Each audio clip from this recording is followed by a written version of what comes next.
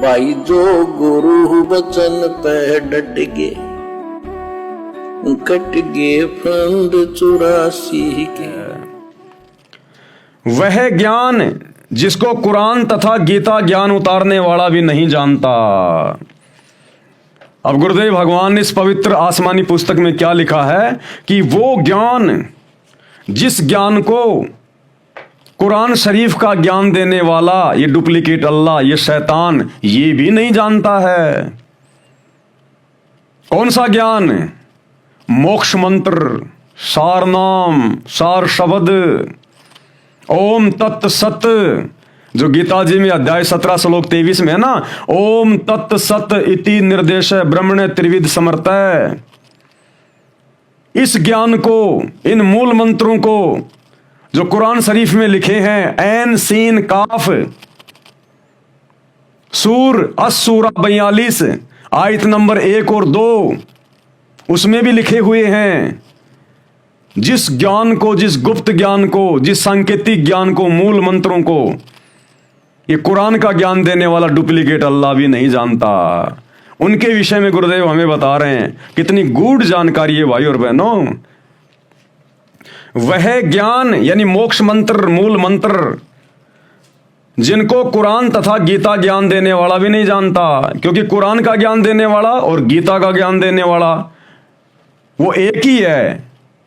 वो शैतान, वो काल, उसी ने श्री कृष्ण में प्रवेश करके अर्जुन को महाभारत के समय गीता का ज्ञान दिया, और उसी शैतान ने हजरत मोहम्मद को कुरान का ज्ञान दिया। तो कहते हैं वो शैतान, वो काल भी वो विशेष ज्ञान, विशेष मूल मंत्र नहीं जानता जिससे मुक्ति होगी।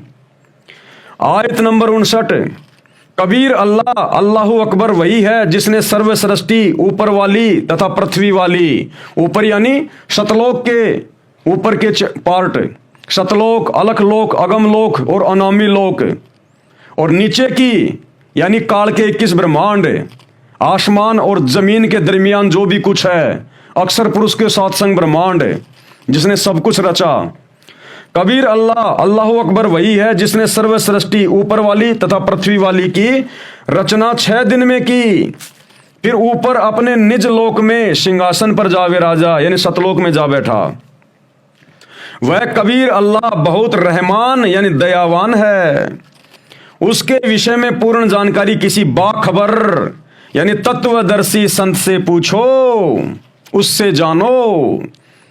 और बाखबर बनकर, तत्वदर्शी संत बनकर वो स्वयं ही आता है, क्योंकि 21 ब्रह्मांड की सबसे बड़ी शक्ति कौन है? ये डुप्लीकेट अल्लाह, ये शैतान, ये काल। और काल गीता जी अध्याय 4 श्लोक 34 में हाथ खड़े कर रहा है कि भैया उस ज्ञान की, उस लोक की जानकारी, उन मोक्ष मंत्रों की जानकारी किसी तत्वदर्शी संत से पूछो। और इधर कुरान शरीफ में सूरत फुरकानी 25 आयत नंबर 52 से 59 में हाथ खड़े कर रहा है हजरत मोहम्मद को ज्ञान देते समय कि भैया वो अल्लाह जिसने आसमान से लेकर जमीन के बीच में जो भी कुछ है उसको 6 दिन में बनाया, 7वें दिन सिंहासन पे जा बैठा, उसकी खबर किसी बाखबर से पूछ। मुसलमान धर्म में कहते हैं बाखबर, हिंदू धर्म में कहते हैं तत्वदर्शी संत। तो जब 21 ब्रह्मांड के इस डुप्लीकेट अल्लाह को भी नहीं पता, तो भला इसके नीचे हम जितने भी इंसान हैं, देवी देवता हैं, फरिश्ते हैं, इनको कैसे पता चलेगा उस अल्लाह के बारे में?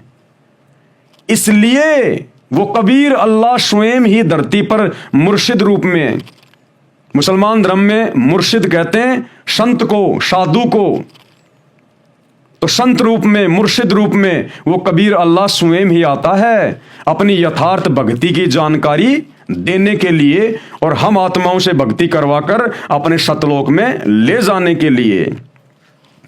उसके विषय में पूर्ण जानकारी किसी बाखबर यानी तत्वदर्शी संत से पूछो, उससे जानो। इससे यह बात स्पष्ट हुई कि कुरान ज्ञान देने वाला उस समर्थ परमेश्वर कबीर के विषय में पूर्ण ज्ञान नहीं रखता है, यानी हजरत मोहम्मद के अल्लाह को, मुसलमान धर्म के डुप्लीकेट अल्लाह को, उस ओरिजिनल अल्लाह कबीर परमेश्वर के विषय में पूरी जानकारी नहीं है। उसको प्राप्त करने की विधि कुरान ज्ञान दाता को नहीं है, यानी डुप्लीकेट अल्लाह को नहीं है। इसीलिए तो सूर अस सूरा, मुसलमान भाई थोड़ा ध्यान दें भाई, चश्मा उस्मा लगा लें।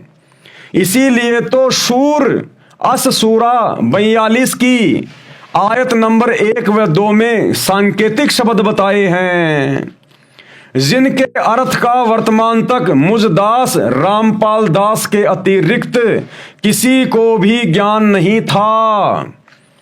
हजरत मोहम्मद को भी इसका ज्ञान नहीं था, हजरत आदम को भी नहीं था, हजरत मूसा को भी नहीं था, हजरत दाऊद को भी नहीं था, हजरत ईसा को भी नहीं था। ये ज्ञान तो कबीर अल्लाह खुद ही बाखबर बन के आता है, तत्वदर्शी संत बन के आता है, स्वयं देता है। इसके ज्ञान बिना मोक्ष नहीं हो सकता, न जन्नत यानी काल वाला स्वर्ग प्राप्त हो सकता है। जन्नत कहते हैं स्वर्ग को। तो गुरुदेव भगवान कह रहे हैं उस अस सूरा 42 और मंत्र 1-2 यानी आयत 1-2 उसमें जो सांकेतिक मंत्र लिखे हुए हैं ऐन सीन काफ, जो गीता में अध्याय 17 श्लोक 23 में है, ओम तत् सत, कहते हैं उसकी जानकारी के बिना, उसका भेद खोले बिना, वो मंत्र आपको मिले बिना आप लोग ये जन्नत में नहीं जा सकते, स्वर्ग में नहीं जा सकते, मोक्ष नहीं करवा सकते।